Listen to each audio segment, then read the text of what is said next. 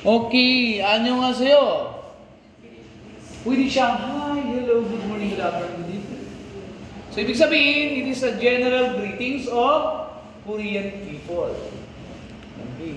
So, generalized na siya. Di ba sa atin, ngayong sabihin, magandang umaga po, magandang tanghali po, magandang gabi po.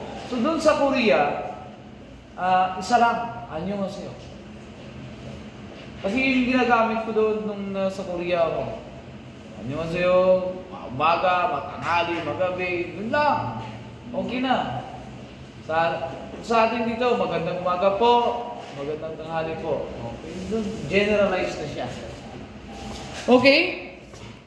So, pagkilala ko muna. Mindanao Skills Language and Training Center. Okay, yun yung pangalan ng school natin.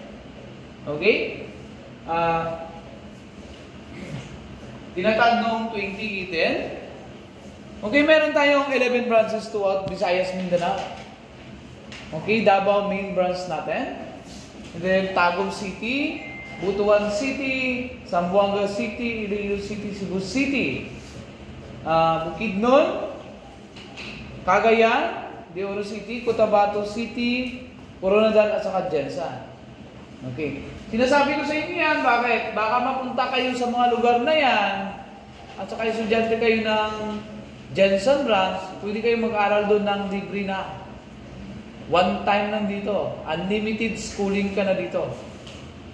Okay? As long as gusto mong matuto ng Korean language, halimbawa, graduate ka na, hindi ka pa marunong masyado kasi medyo mahirap siya konti, so, pwede ka, nakapunta ka dun sa kabilang branch, malapit dun, magpakilala ka lang. Okay? Then, nakikita mo yung certificate, pagkita mo na, sinati ako ng Jensen, sige, pasok ka. Okay. Pwede ka mag-aral dun, wala ka nang babayaran. Okay, ganun sa Mindanao Skills. Okay? And then,